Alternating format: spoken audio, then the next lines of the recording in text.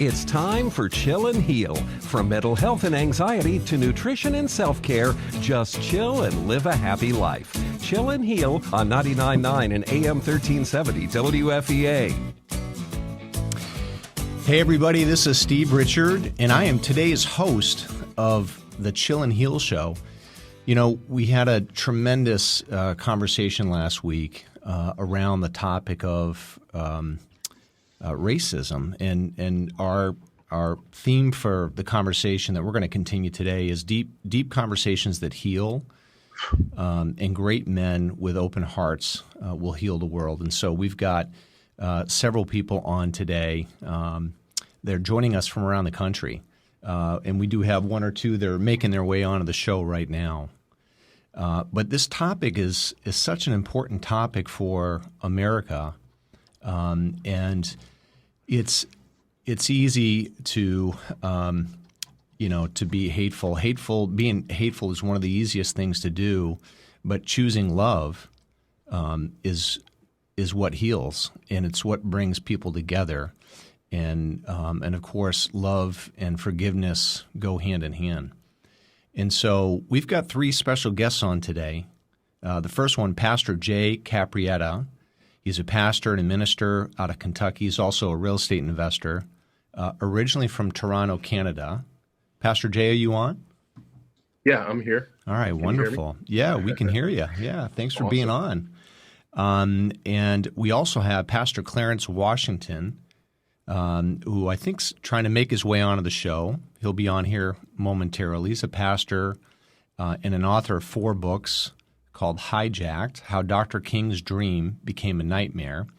He's based in New Mexico, originally from Chicago, and he was on our show last week. And we also have Harvey, Keye, who is a former veteran, and we thank you for your service, Harvey, and a human rights activist, who's actually based right here in Merrimack, New Hampshire. And so, Harvey, we appreciate your time, and thank you for being on the show today. So as we begin today's show, we talk about this topic around racism. Of course, there's a lot of different perspectives, and one of the things that we always lay as a foundation here on this show is, we can hear opposing views. We can hear different perspectives, but do it in a very loving way and respectful way, right? Because everyone's going to see things a little bit different. I mean, my wife and I have a great marriage, and yet there's plenty of things we don't agree upon, right? But we've chosen to be respectful to each other as we discuss and listen to each other's perspectives. And so we're going to do that again on today's show. And Pastor Jay, I'm actually going to start with you. You know, one of the things we were talking earlier in the week, and one of the things that you said to me is you made this statement to me. We've been duped as a society, and that we've been taught to come against each other rather than come together. And then you also said something about they, and I'm not sure exactly who you were talking about, but they are terrified of us uniting. And I think that's one of the things as we have this discussion today, and we talk about different aspects of this thing. We are going to move to solutions toward the end of the show, because I think it's really important that not only do we discuss these things, but move to things that people, empowering people to move in the direction of love and of forgiveness and of unity. And so, with that being the case, I'm going to turn the ball over to you, Pastor Jay. What did you mean by that statement? We're being duped. What does that mean to you? Well, thank you, Steve. We're being duped by societal leadership. One of the things that is taught in Marxism, for example, is that we should try and work against unity. Try and work against uniting, having people unite together. Goes back to the whole thought of what happened in Babylon, right? All of the people got together, and they wanted to build a tower towards heaven so that they can reach God, and then possibly go up there and take over the heavens. And God saw that what they were doing was actually working, and So he decided that in order for him to stop them from what they're doing and not just killing everybody, what he did was he divided their tongues. So he created this division among them, so they now couldn't understand each other as they did, once previously. And so what ended up happening is that these people just kind of went into their own corners of the earth together.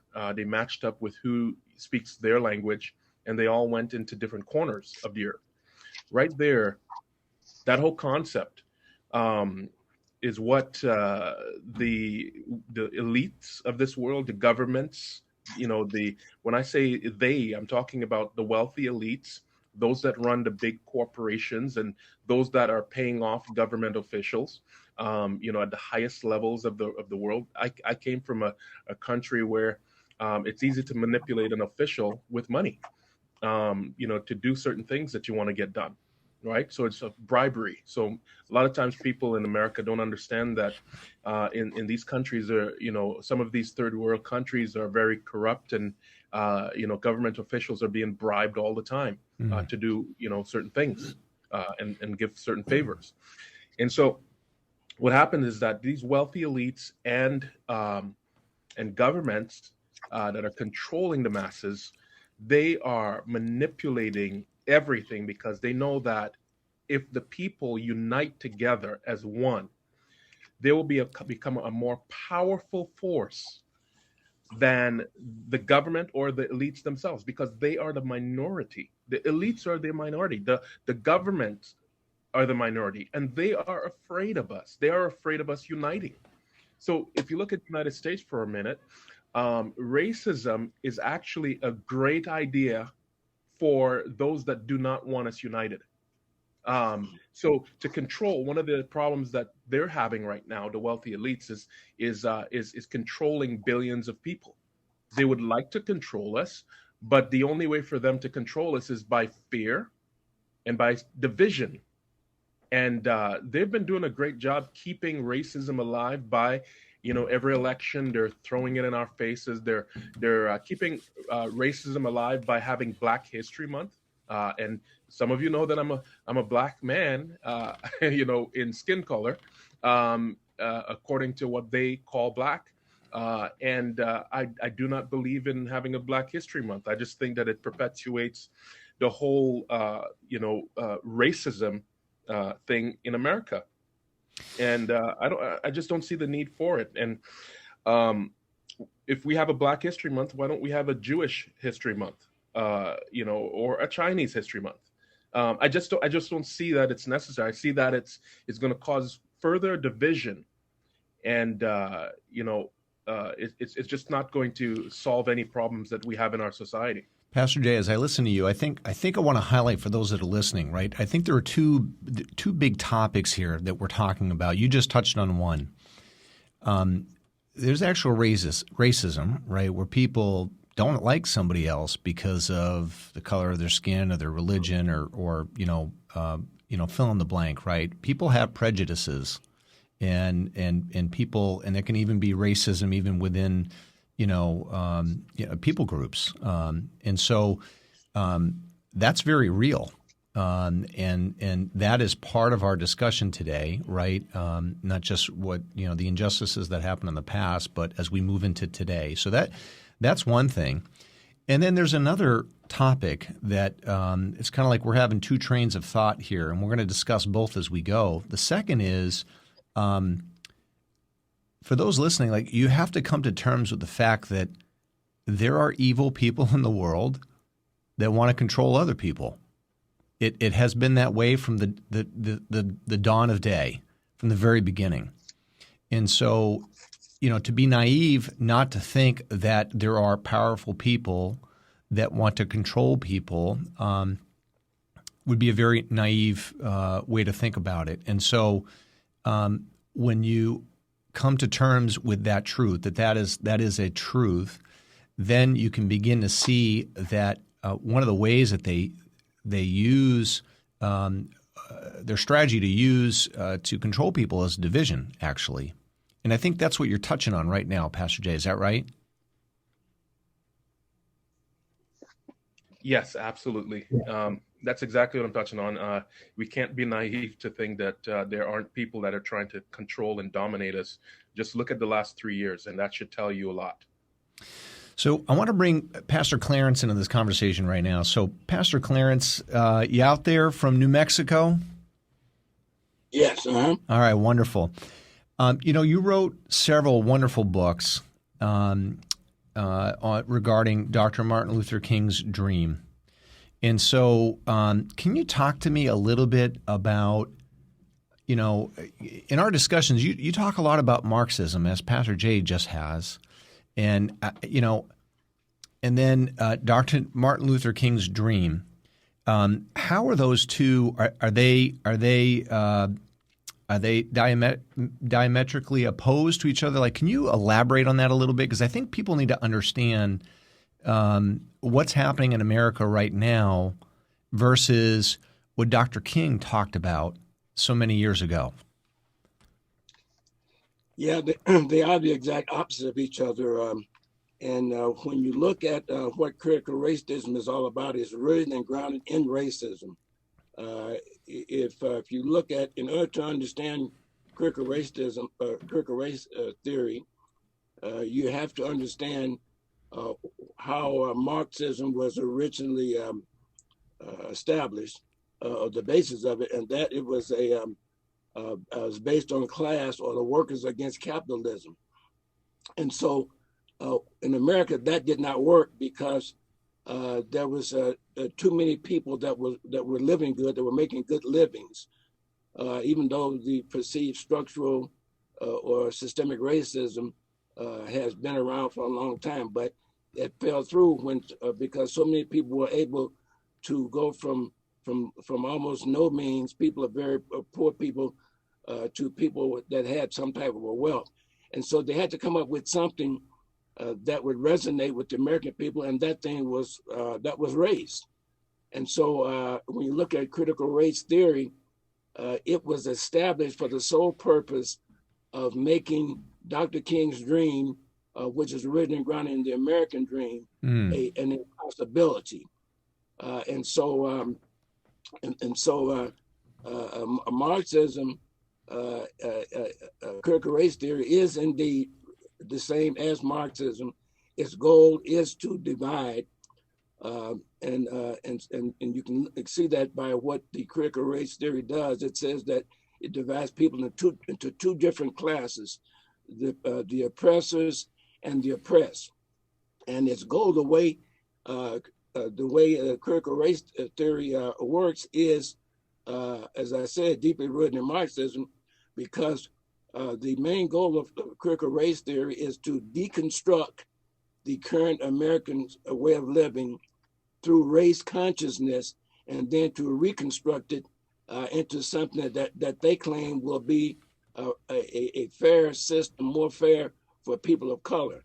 Now this is just a Trojan horse, because by deconstructing people through race consciousness, and what that really means is that you want to take America back to the time of slavery and Jim Crow.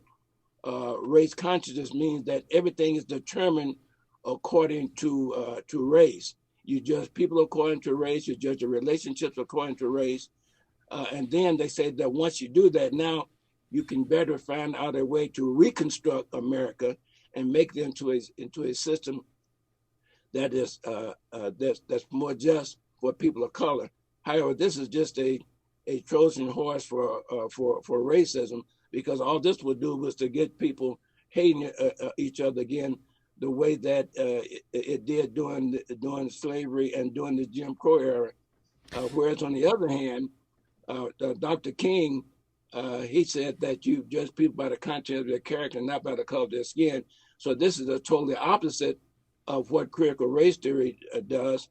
And as a matter of fact, when you look at the people that promote critical race theories themselves, and I'm talking about the critical race theory devotees and those theorists that came up with this idea, when you look at that, it was they hate the traditional civil rights ideology.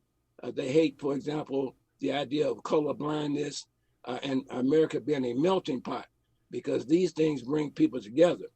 And so and when you look at the idea of deconstruct through race consciousness and then reconstruct into a system that is fair for people of color, that's just a Trojan horse to cover up the fact that it's a Marxist system.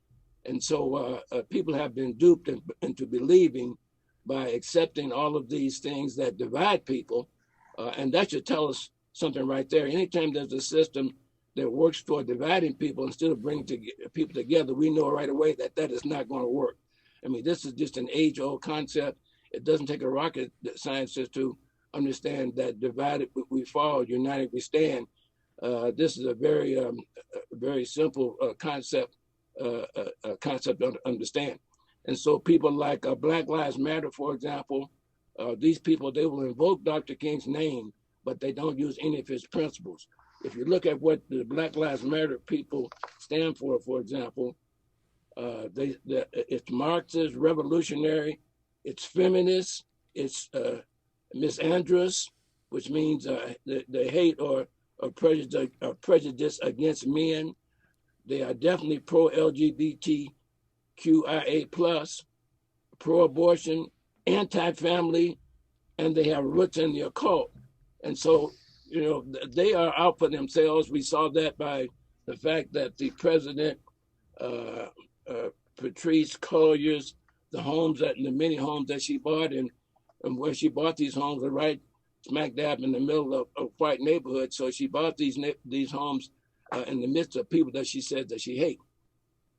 And so the whole idea is of the critical race theory is to convince people that America is full of white supremacists, and so they're ingrained with racism, and they can never come up with a way that will make America a place that's fair for people of color.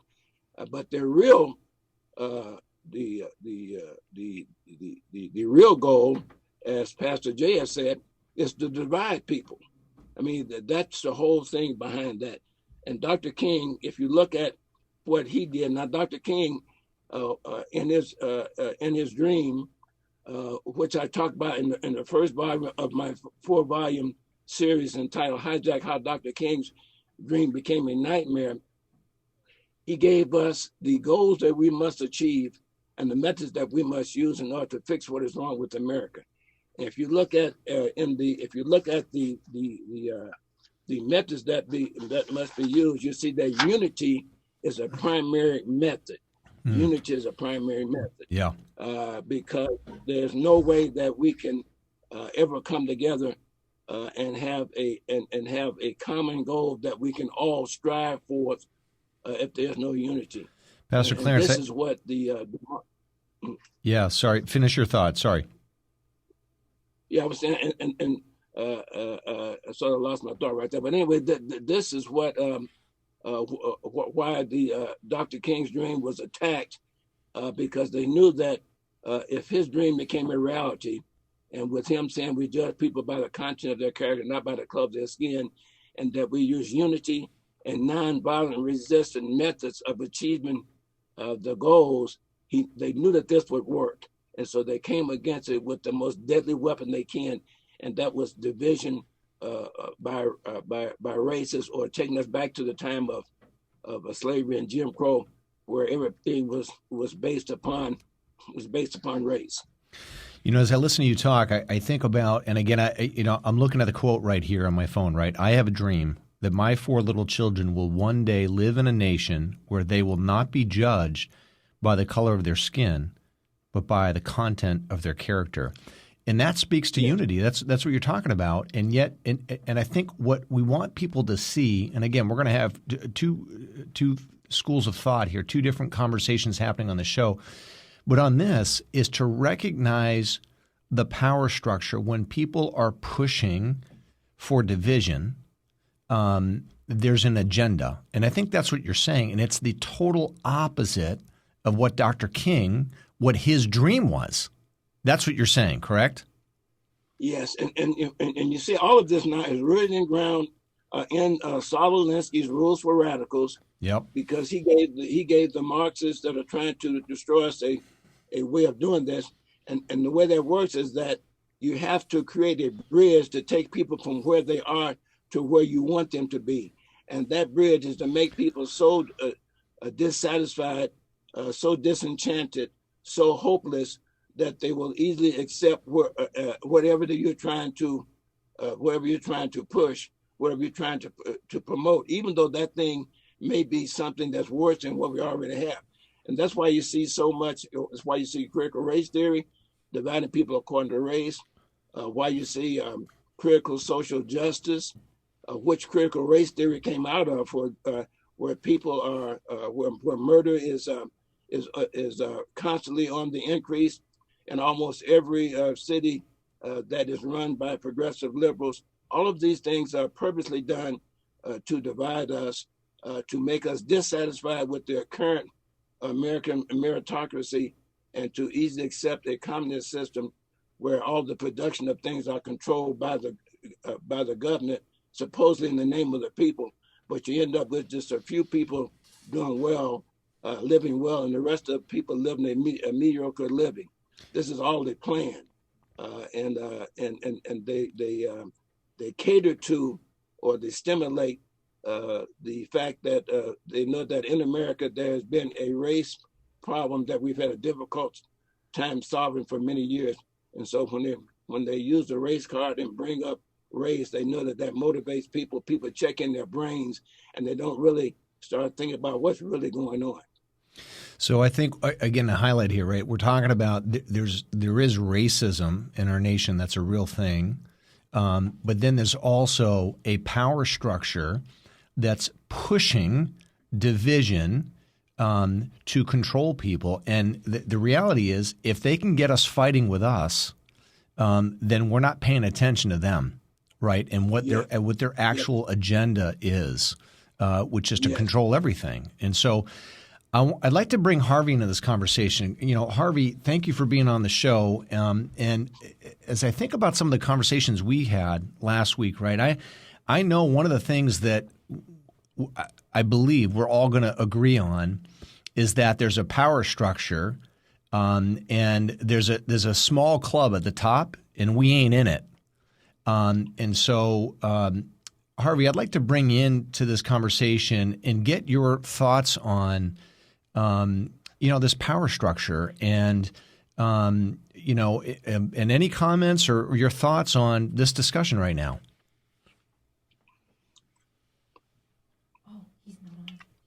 Oh, Harvey's not on. Okay.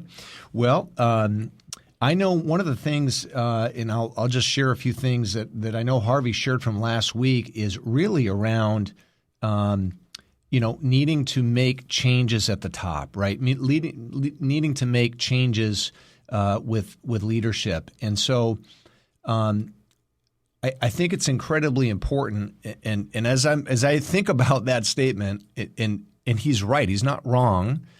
But at the same time, those of us that are listening, right, those of us that are going to work in Manchester and New Mexico and Kentucky, and we have a job, we've got kids in school, we're not going to Washington, D.C. To make changes there, right? Some people will, but I would say the vast majority aren't.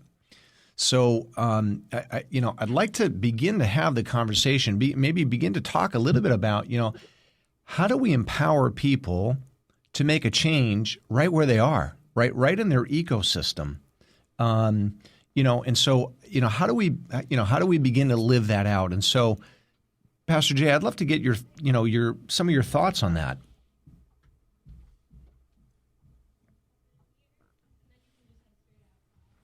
Did we lose Pastor Jay? We did. Pastor Clarence, are you on there? Yes, I am. Sorry. Oh, okay. I was on mute there for a second. As a kid, I heard this story. My parents shared with me that there was an eagle that didn't know it was an eagle, and it was living amongst chickens. And then, one day, so the eagle couldn't fly. He didn't think he could fly. Didn't think he could do anything. So he was pretty much, handicapped as an eagle. because eagles typically can fly really, really high and they can see really far. So, he thought he had some eye problems and, because he's really built to see far. And he just thought that he was a chicken.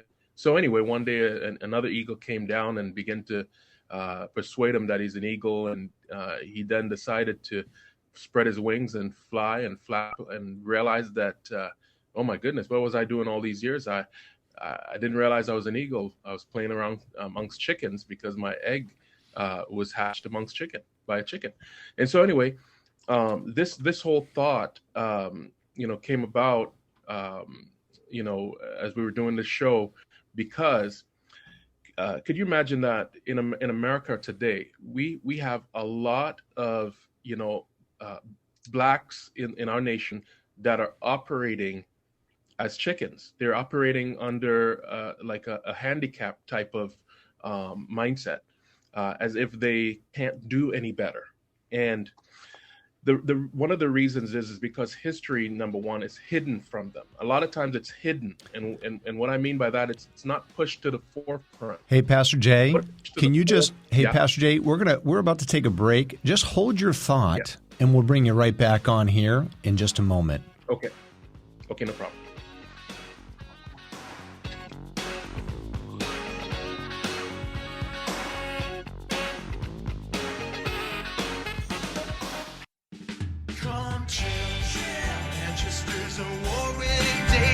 Just chill. Come spend a day at Chill. Escape the stress of your everyday life. It's good for the mind, body and soul. A boutique spa with all the luxury of a resort. Look chill, feel chill, be chill. Let our talented staff make it fabulous. Massage to facials, spray tanning and hair design. We got so much more. Come chill. Manchester's award-winning day spa. Just chill. Come spend a day at Chill. Online at chillspa.com. More than ever before, it's important to take care of your well-being and fuel your mind, body, and soul with goodness. Tune in Wednesdays at 9 a.m. for Chill and Heal with the Chill Girls and special guests sharing experiences and expert advice on how to keep it simple. Just chill and live a happy life. They'll dive into a variety of topics from mental health and anxiety to nutrition, self-care, and tips on how to look and feel good every day. Chill and Heal, Wednesdays at 9 a.m. on 99.9 and AM 1370 WFEA. It's time to brow up, America. Own your beauty, define your brows, and express yourself. The Chill Girls have taken the guesswork out of creating your perfect brows. The Chillology Brow Shaper allows you to effortlessly master the art of the perfect brow with a few simple strokes. Universal color for any skin tone and hair color. It's easy to use and lasts for up to 8 hours. Chill Spa, located at 1224 Hanover Street, Manchester. Or order the Chillology Brow Shaper along with tons of other great beauty, skin, and hair care products online at chilluniverse.com. Now, back to Chill and Heal on 99.9 and AM 1370 WFEA. Hey, everybody. Welcome back to Chill and Heal. I'm Steve Richard, your host for today. And when we went into the break here, we had Pastor Jay. And Pastor Jay, we were talking something about eagles and chickens. Can you tell me a little bit about the eagles and the chickens?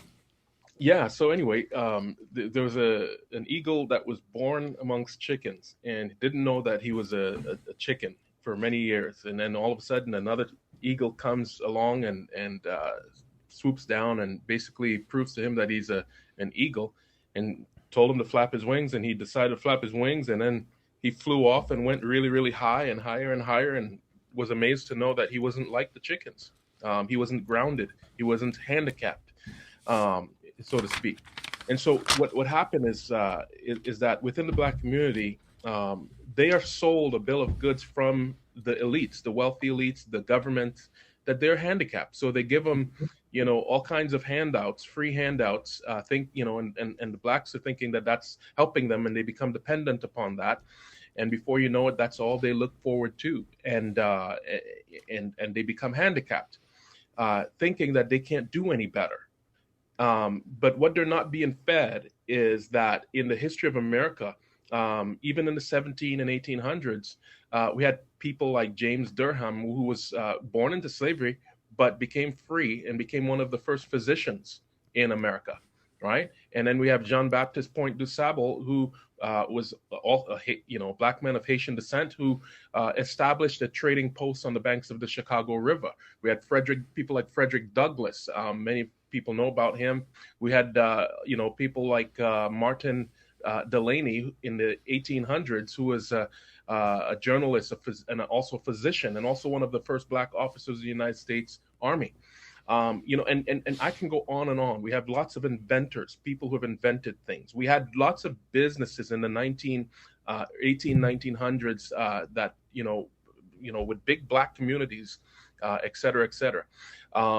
What people need to realize is that there's something, and one more thing is that the wording or the category that they also place black people in America in is a minority status, right? And so here's three different definitions of minority. Number one, the smaller in number of two groups forming a whole. Okay, two groups. Then number two, a group of party having fewer than a controlling number of votes. But number three is which is really important here. A racial, religious, political, national, or other group thought to be different from the larger group of which it is a part. Now, that right there, when you call somebody a minority, you are actually separating them from the whole. So for me, for example, I would not like for somebody to call me a minority, because to me, you're saying I'm handicapped. You're saying that I'm not a part of the whole. You're saying that I'm not American.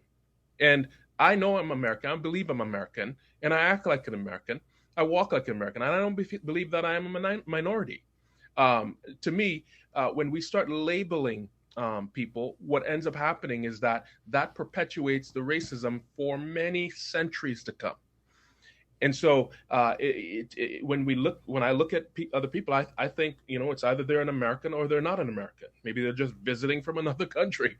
But when we continue to perpetuate these types of, ideas and labels, I believe that we're not going to solve any problems in America. So in order to solve the problem, number one, we have to take away these labels, remove them from our society. Why are you calling me an African American when I wasn't born in Africa? When Africa is not my identity. I'm not identified as an African because I've only been to Africa one time. So when they start doing all of these things, it's kind of separating you from your identity as an American, saying that black people in America aren't really Americans, but they are black Americans or they are African Americans. Well, I don't call white people in America white Americans. Or European Americans, yeah. Or European American. You don't hear that. That's not common for people to say, "Oh, I'm European American." It's not a common thing. So basically, all the marginalization is done in the communications from the highest level in government or the highest levels in society. They do that purposefully. And by doing that, they're marginalizing, a whole sect of people. So, anyway, Pastor Jay, I want to bring Harvey into this conversation. I think, one of the things I hear you saying, the same thing with Pastor Clarence, right, is there's an acknowledgement, and I think Harvey will agree with this. He may have a different perspective on it, but there's a power structure at the very top, right, an elite power structure that is wanting to control the people, and they weaponize division against each other. And so, Harvey, I'd like to bring into this conversation really to get your perspective, because I know you're big on wanting to change the power structure in this country. So please, sir, we'd love to have your voice. Yeah, thank you. I just heard the pastor say about race. He wasn't a minority, and I agree with that because the planet Earth has about 8 billion people on it, and that's 8 billion human beings almost, and 90% of the 8 billion are people of color. Red, green, gray, all other colors. 10% of that 8 billion are people who have no color. They're called white. Now, he's in a majority wherever he goes, whether he likes it or not, of the people on the planet Earth. In America, there's about 33 or 34 million people called black. I asked the question, where did black come from? Does black have a culture? Does black have a state, a place in this on this earth? Not really. Not black, not white. They're Europeans, they're African Americans, they're other countries. All other people in this country are called by the place that they came from, the culture that they grew up in. Italian Americans, German Americans, Brazilian Americans. No black or white. Black and white, as the pastor might agree, hopefully he does, is a social construct to make slavery more efficient. And that is controlled by the people who have power and control. Now, the people who had power and control in the past, let's call it 16, 19, 400 years ago, whatever time in the past it was, the people who had power and control have power and control today. And, Steve, I think you may have mentioned this. They have you fighting each other, dancing around the roseberry bush, fighting each other, trying to knock each other down. For what purpose? You know, it's a game. Yes. They control the game because they control all of the resources in this country. That's my perspective. I think you're spot on. I think this has been going on for a long, long time. And I think you're right on, Harvey, right? As they get us fighting each other, they can move forward with their agenda. That's their distraction. Get us distracted, and they can continue to control everything. And so, yeah, I mean, what are your thoughts on, solutions? Like what can somebody do about that? Here's what I think. And I thought about this not a long time, but it doesn't take a long time. You cannot fight control and power violently with pistols, guns, because you don't have any. They have all of the machinery to fight a war. Those people who are in control. Now, I don't have to name them, don't have to point them out. You know who's in control of this country. You know who's in control of the states. You know who's in control of our counties. You know who's in control of our cities. You know. I don't have to tell you. Now, in order to, I'm going to suggest this very strongly. I believe the churches in this country, for people who were not from Europe, has a particular advantage or opportunity right now. Yes. And if I took a church that had 3 or 4 or 5 acres around it, and they had a pulpit, which is the sanctuary of the church, and they set up, they built power and control. They could build a car wash in the back of the church. They could have a nail shop in the basement of the church, a hair salon in the basement of the church. The church, to me, has an opportunity. Now, somebody said, well, you got to go to the height of zenith of a particular religion or church or whatever you call it to get permission. Well, I'll use the Catholic Church as an example. The Pope died 3 or 4 or 5 months ago, weeks ago, whatever it was, and they revealed the net profit of a nonprofit organization called the Catholic Church. It was $300 billion, the 13th largest business on planet Earth. If they can do it, Why can't you do it? And you're going to be slow, going to be smart, but you build power and control in your own backyard. And instead of having, I don't know what you have, revivals, baptism, you name it, whatever it is, and parishioners come to the church and pay some money to come to have a pastor reveal what is in the Bible or Quran or whatever they are reading from came from somebody on earth. Nobody can tell me or convince me that whatever they are reading came from a universal intelligence. So then, therefore, let's say you got 1,400 churches in a particular arena. In a county, yeah. Yeah, okay. All these churches could bring. The power is in money and ownership. In unity. In this country. So the community could have the power in their backyard. Yeah. But they have to go to the top of their organization to get permission. Well, where did the Catholics go to get their permission? To become the 13th largest business on planet Earth. If they can do it, and I say it to you, self-worth. When I was about 6 or 7 years old, we lived on the railroad tracks. We were poor than poor. Mm. And my mother said to me, if they can, so can you. She didn't say it exactly that way. But as I grew older, I recognized what she was saying. You are worthwhile. And many of the people who are sitting in church every Sunday paying whatever they pay don't have self-worth. Somehow they have not either gotten it, or if they had it, they won't lose it. Self-worth is so important in order to move ahead. Mm. In this society, we people of color have been trained to hate ourselves. We don't worth much. Now, if you go back to the Constitution, where you were chattel slave, you were 3/5 of a man. I don't want to get into that because I don't know much. But I know what I read. And what I've read is the Constitution of the United States of America declared. Preach it, Harvey. You're talking my language.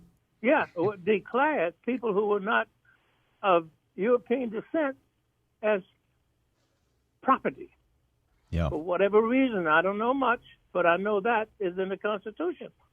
Now, if you believe that, you don't believe much about yourself if you think you're property and not a human being. So, to me, being a human being is what we ought to be driving at becoming. Yes. Not a black human being, not a white human being, not a Italian human, but a marvelous human being who came onto this earth from whence we cometh, we do not know it. And where we're going, we do not know it. But in the meantime, we could become the greatest human being in the world if you believe that you have self-worth. And I think we're missing that. We're missing a lot of things. But in order to go up and better, you've got to believe in yourself. Harvey, I love so much of what you just said, and I think I want to highlight two things, and then I'm going to bring the other pastors in on this, right? So one of the things that you said is self-worth, and I couldn't agree with you more. You're a created human being. You within you is all the possibilities of the dreams of your heart. Right, and the old saying, right? If you believe you can, you can. If you believe you can't, you can't. Right. And both of them are exactly right. That's right. And there's a book I might happen to read, right, that says, "As a man believes in his heart, so is he."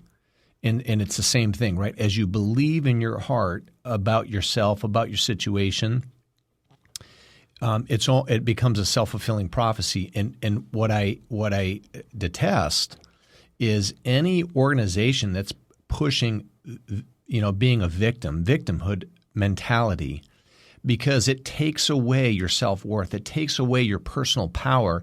It takes away the creativity within yourself to say, you know what, I'm going to save a couple $1,000 and I'm going to go start that dry cleaning business down the street. I'm going to get a truck and I'm going to start a landscaping company.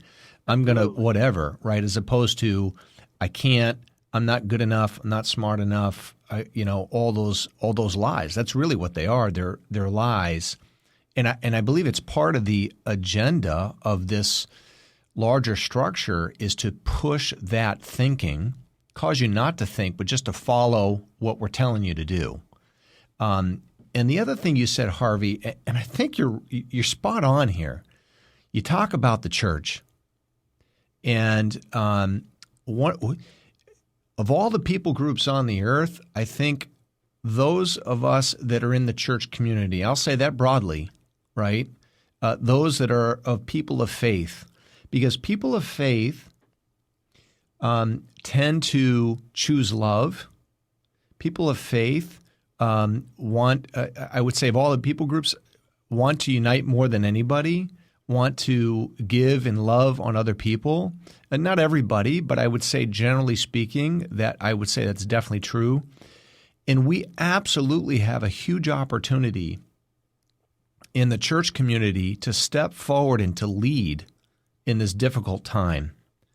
And I can tell you one of the things that we're doing just here in Manchester. So I happen to be an elder at a local church here on Canal Street.